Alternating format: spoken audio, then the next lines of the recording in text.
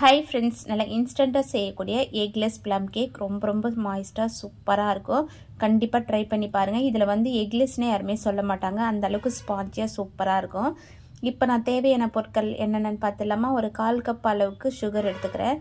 என்னன்னா இது வந்து நான் கப் மெஷர்மெண்ட்லயும் கிராம் மெஷர்மெண்ட் ரெண்டுமே கொடுத்துருக்கேன். ஏன்னா நிறைய பேர் கப் மெஷர்மெண்ட்ல கேட்குறீங்க இல்லையா, அவங்களுக்காகவும் வந்து நான் வந்து மெஷர் பண்ணி சொல்லியிருக்கேன். இப்போ ட்ரையான பாத்திரத்தில் அடுப்பில் வச்சுட்டு ஒரு 1/4 கப் அளவுக்கு ஒயிட் சுகர் வந்து சேர்த்துக்கலாம். சேர்த்துட்டு அது அப்படியே வந்து சிம்மில் வச்சு விட்டுருங்க. கரண்டிலாம் போட்டு கலராதிங்க. அப்படியே விட்டுட்டிங்கன்னா சைட்லாம் கேரமலைஸ் வந்து வரும், கேரமலைஸ் ஆகி வரும். அந்த நேரத்தில் வந்து நம்ம சூடு பண்ணி வச்சுருக்கேன். பக்கத்துலேயே அடுப்பில் வந்து ஒரு 1/4 கப் அளவுக்கு தண்ணி வந்து நல்லா சூடு பண்ணி வச்சுருக்கேன். அதாவது நல்லா கேரமலைஸ் ஆகி வரும்போது சர்க்கரையை வந்து முழுசாக கரைஞ்சிருக்கணும்.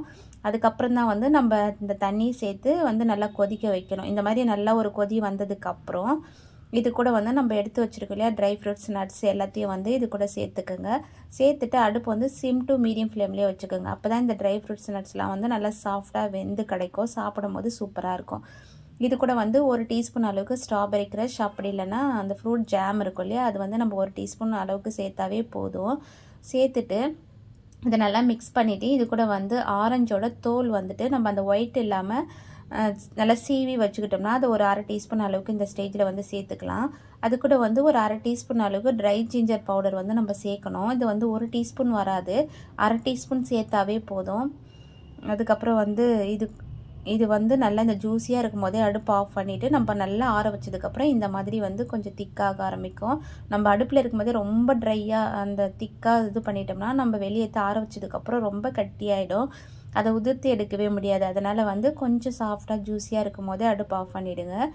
இப்போ பார்த்தீங்கன்னா ஒரு ட்ரையான பவுல் வச்சுருக்கேன். அதில் வந்து இப்போ 1/2 கப் அளவுக்கு லைட்டாக சூடாக இருக்க பாலாக வந்து சேர்த்துக்கோங்க. ரொம்ப சூடெல்லாம் வேண்டாம், லைட்டாக வந்து சூடாக இருக்க பாலில் ஒரு 1/2 டீஸ்பூன் அளவுக்கு நம்ம வினிகர் சேர்த்துக்கலாம்.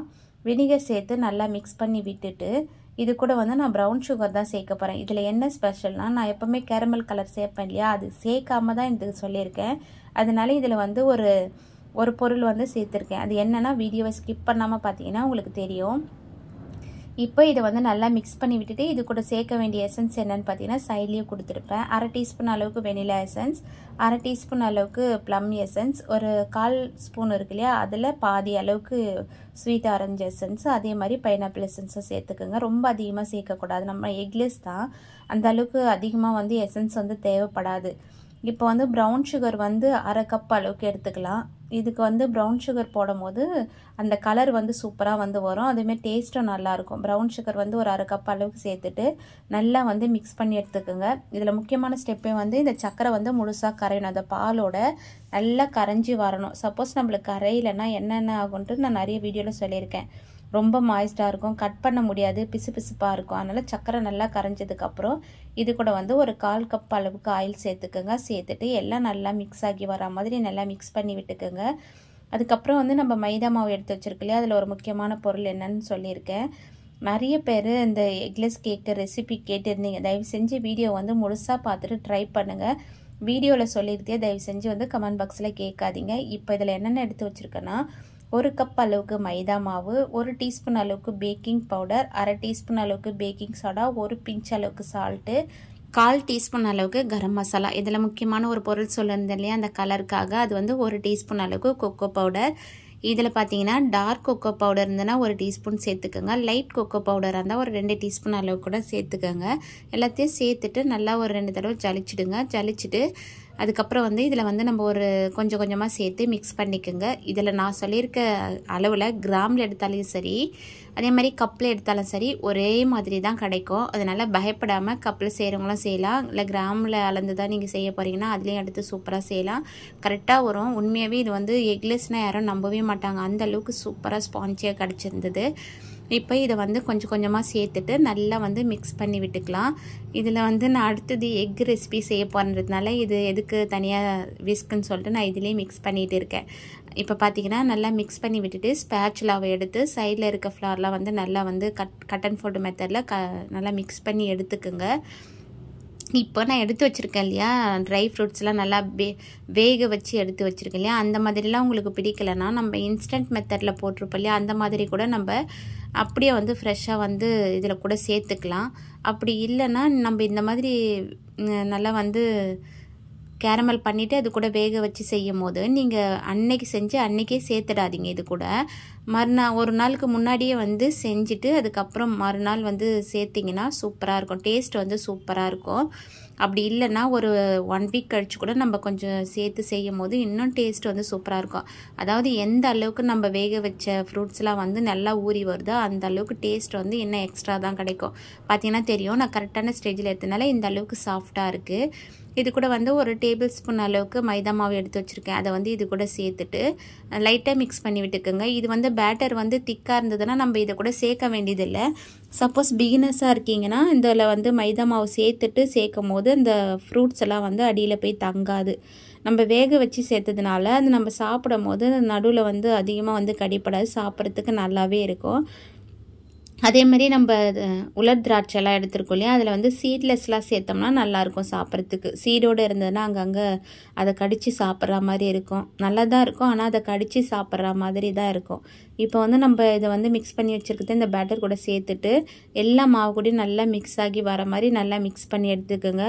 ஒரு ஹாப்பியான நியூஸ் என்னென்னா, நிறைய பேர் நம்ம சேனலில் பார்த்துட்டு ஹோம் பேக்கிங் வந்து ஸ்டார்ட் பண்ணியிருக்கீங்கன்னு கமெண்ட் பாக்ஸில் வாட்ஸ்அப்லாம் சொல்லும் போது எனக்கு ரொம்ப ஹாப்பியாக இருக்குது. நம்மளோட நம்ம சேனல் ஸ்டார்ட் பண்ணதே என்னன்னு பார்த்தீங்கன்னா, நிறைய பேர் கற்றுக்கணும். பெண்கள் வந்து வீட்டில் இருக்கும் போது சில பேருக்கு பேக்கிங்லாம் இன்ட்ரெஸ்ட் இருக்கும், இதை வந்து நம்ம சேனலை பார்த்து கற்றுப்பாங்கன்ற ரீசனுக்காக தான் வந்து நான் சேனலில் வந்து வீடியோஸ் போட ஆரம்பித்தேன். ஃபஸ்ட்டு நான் வந்து எனக்கு வந்து வர ஆர்டர்ஸை அதை மட்டும் போடலாம், ஷார்ட்ஸாக போடலான்னு சொல்லிட்டு தான் நான் இந்த சேனலே வந்து ஸ்டார்ட் பண்ணேன். அதுக்கப்புறமா வந்து எனக்கு தோணுச்சு, நிறைய பேர் டவுட் நிறைய கேட்கும் போது நம்ம சேனலுக்கு யூஸ்ஃபுல்லாக இருக்கும் எல்லாருக்கும் சொல்லிட்டு தான் ஸ்டார்ட் பண்ணேன். கமெண்ட் பாக்ஸில் அப்படி வாட்ஸ்அப்லாம் பார்க்கும்போது நான் பீட்சா வீடியோ போட்டிருந்தேன் இல்லையா, அதை பார்த்து நிறைய பேர் வந்து பீட்சா வந்து சேல் பண்ண ஸ்டார்ட் பண்ணியிருக்கீங்க. அப்புறம் இந்த கேக்கு, அப்புறம் ப்ரௌனி, இதெல்லாம் நிறைய பேர் சேல் பண்ண ஆரம்பிச்சிருக்கீங்க. உண்மையாகவே சொல்கிறேங்க, எனக்கு அவ்வளோ ஹாப்பியாக இருக்குது, பொய்யெல்லாம் சொல்லலை, உண்மையாகவே அவ்வளோ சந்தோஷமாக இருக்குது. வாட்ஸ்அப்பில் இல்லை கமெண்ட் பாக்ஸ்லாம் பார்க்கும்போது அவ்வளோ ஒரு ஹாப்பியாக இருக்குது.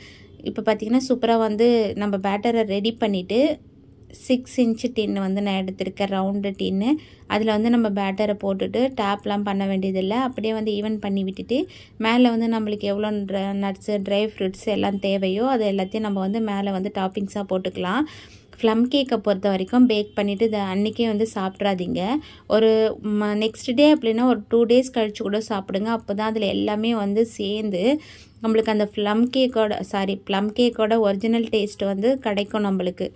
இப்போ ஓவனை வந்து 180 டிகிரிக்கு டாப் அண்ட் பாட்டம் ராடுனா என்னென்னு கேட்குறீங்க, அதுதான் மேலே ஒரு கோடு கீழே ஒரு கோடு இருக்கும், அதுதான் டாப்பு பாட்டம் ராடு. அப்புறம் வந்து 10 நிமிஷத்துக்கு ப்ரீட் போட்டு வச்சுருந்த ஓவனில் இப்போ நான் 60 மினிட்ஸ் வந்து டைம் வந்து செட் பண்ணி வச்சுருக்கேன். ஏன்னா எக்லெஸ்ன்றதுனால சில நேரம் டைம் எக்ஸ்ட்ரா ஆகும். அப்புறம் பார்த்தா 45 மினிட்ஸ்லேயே சூப்பராக பேக் ஆகி வந்துருச்சு. நல்லா ஆறுனதுக்கப்புறம் உங்களுக்கு வெயிட் போட்டு காட்டுறேன் பாருங்கள். ஒரு 700 கிராம் அளவுக்கு எனக்கு வந்தது. நான் அந்த கேக் டின்னோட வெயிட் போட்டு காட்டியிருக்கேன். எப்படியும் ஒரு 680 690 கிட்ட 700 கிட்ட வரும். நம்மளுக்கு வந்து அப்படியே வந்து சேல் பண்ணுறோன்னா அப்படியே கூட கொடுத்துக்கலாம். இது வந்து நான் கட் பண்ணி உங்களுக்காக காட்டுறதுக்காக எடுத்திருக்கேன். ஏன்னா நிறைய வீடியோஸில் நம்ம கட் பண்ணி தான் காட்டுவோம்ல எப்படி இருக்குன்னு. உங்களுக்கு பார்க்கும் போதே தெரியும், நல்லா சூப்பராக இருக்கும். இப்போதைக்கு நான் அதாவது செஞ்சேன் இல்லையா, அன்றைக்கே வந்து உங்களுக்கு கட் பண்ணி காட்டுறேன். ஏன்னா அவ்வளோ டெம்டிங்காக இருந்தது கட் பண்ணி சாப்பிடணுன்றதுனால ஒரு சைடில் மட்டும் கட் பண்ணி எடுத்துட்டேன். மீதியை வந்து நாளைக்கு சாப்பிட்டுக்கலாம். ஏன்னா நாளன்னைக்கு சாப்பிடும் தான் டேஸ்ட்டு சூப்பராக இருக்கும். அதனால் ஒரு பீஸ் மட்டும் கட் பண்ணி நாங்கள் கொஞ்சம் சாப்பிட்டோம். மீதியை நாளைக்கு தான் கட் பண்ண போகிறோம். இது அதாவது வீடியோக்காகவே கட் பண்ணேன். ரொம்ப சூப்பராக இருந்தது. நாளைக்கு சாப்பிட இன்னும் டேஸ்ட்டாக இருக்கும். இந்த வீடியோ உங்களுக்கு பிடிச்சிருந்தா நம்ம சேனலை சப்ஸ்கிரைப் பண்ணுங்கள். பாய்.